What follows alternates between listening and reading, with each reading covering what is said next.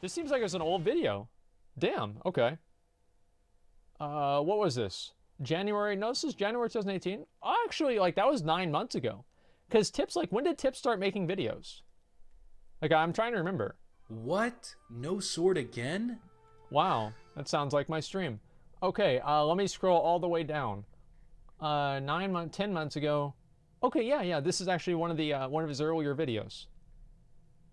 Its tip. Vanilla WoW possessed many design elements that made it unique, even to its successive expansions. Perhaps the most famous of these elements was the infamous vanilla itemization, a design philosophy that led to suspect stat combinations and wildly confusing procs. And while vanilla itemization was, quote, fixed in subsequent expansions, I believe there's something to be said about its role in bringing the world of Warcraft to life.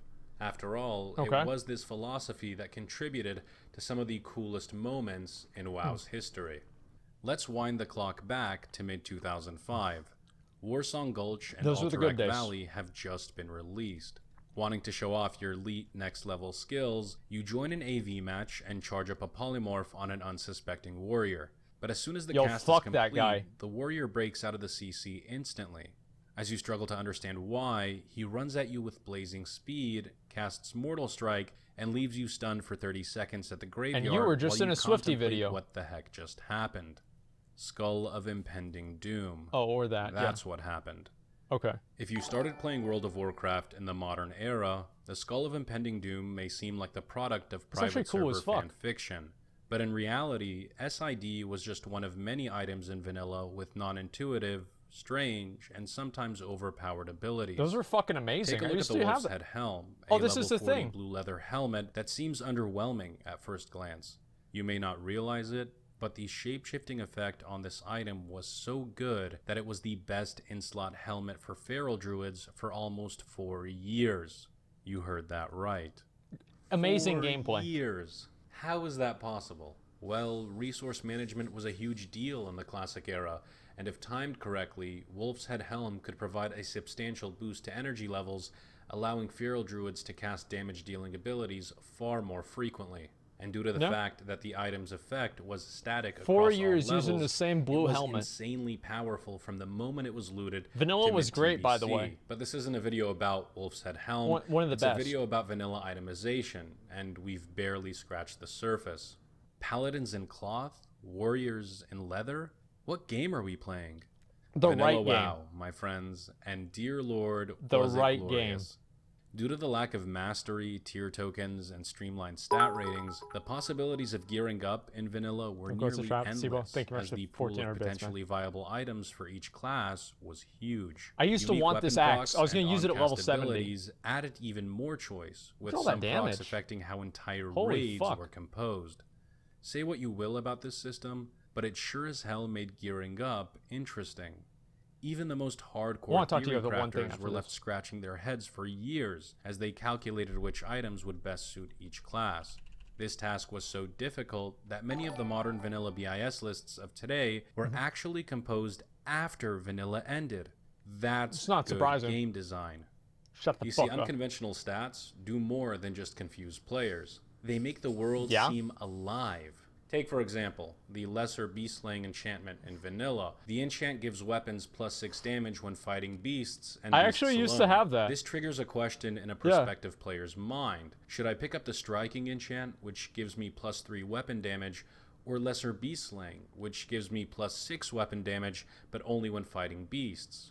I remember I had that in Duskwood, because I was killing a lot of wolves. That's what makes vanilla itemization so beautiful. The answer to almost every gear-related question is... it depends. Seriously. So many items you'll come across have the potential to change your playstyle from the ground up. Some items are so unique, they can even turn non-viable specs into wrecking balls of destruction. It really opens up the possibilities of situational min-maxing and variable gameplay. Or balanced druid. They didn't have moon form back then. The possibilities of gearing are so endless that I would even go so far as to make this bold statement. Even today, 13 years later, vanilla theory crafting is far from finished. Compare that to modern WoW, that's pretty BIS substantial, lists are composed before patches even hit the live servers. Gear has become too streamlined today, too predictable. We never have to think to ourselves, can I survive without the fire resist on this chest piece, or are 2 extra weapon swings preferable to 30 strength? The concept of thinking about item choices I think they've done that a little bit more. To be long gone in a today, way, and Azerite it's one of traits the are key kind of like reasons that. as to why I'm so excited But they're just for so Classic mathed out WoW. now. All of this theory crafting, all of these possibilities, and all of this chaos will be brought back to life. I remember back in the day, one of my good friends and I would sit down with a pen and paper during break periods, thinking about which weapons and armor we should go for to maximize our character's potential. It's really a testament to just how good vanilla itemization was. You were thinking about it even when you weren't playing. Here's to more thinking in World of Warcraft. Thank you for watching the video, That's guys. exactly what I said all the time. Sub it up and stick around because we got more coming. Damn, for Classic dude. WoW content, news, and updates. This was so long ago. You can follow me on my Twitter, and it was in the still real description shit. below. Have a wonderful day, fellas. Damn, okay. And as always, tips out, baby. Look, I know there's some ADD 12-year-olds in chat that just because he's not doing a jump cut and yelling at the screen, you know, you're getting a little bit bored. But the video was good, and it was a very, very surface-level video for obvious reasons. But I do think that it was good. It made a lot of sense, and what he was saying is completely true. I want to show you guys one part of this that I really think is important. And Blizzard got rid of this, and I don't fucking know why. Let me see if I can find it. Okay, watch this right here. Okay. So, watch how the crits come up. See how the white crit is really big? The white crits need to be bigger nowadays. Now they're just bigger numbers. But I used to like whenever the numbers looked like this. Like, honestly, it looked like I was actually, like, beating the shit out of the mobs. It's like numbers popping off of them now. And nowadays, it's just they're coming off on the corner. It's annoying, man. Like, I want to see these big numbers pop off again. And if you look at, like, these big AoE pulls right here, where is it? This guy was somewhere in here, right? Yeah, look at this. Just popping off all that damage, man. I wish they did that more often. There's a mod for that? What is it called? Like, I want to know what it's called because I'll fucking download that shit right now. Like, 100%, man. I used to love that. Let me see if there's another clip of, like, what I'm saying here. Look at this Moonkin, right? Watch this.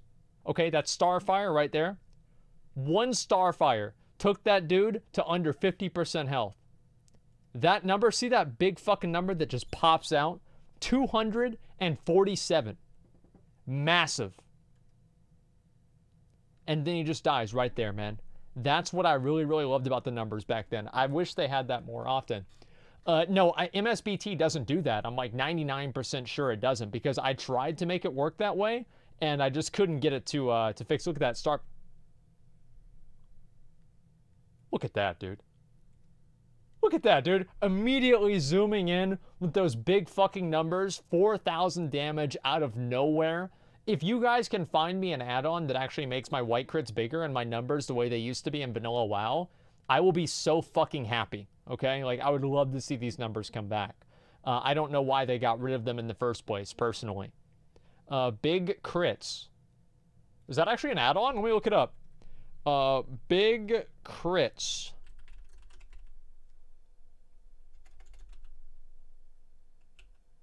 No. The only add-on that's similar to that is called My Big Clock. And what does it do? My Big Clock is exactly what the name implies. Well, that's too bad. I was hoping it was an innuendo. Yeah, there's no add-on called that. Like, I don't even know why you're saying that. Okay. Make scrolling battle text. I don't think it works that way because it doesn't show as like the old numbers. It shows as like numbers on the side, or at least like that's what I remember it looking like whenever I was playing back in like Wrath.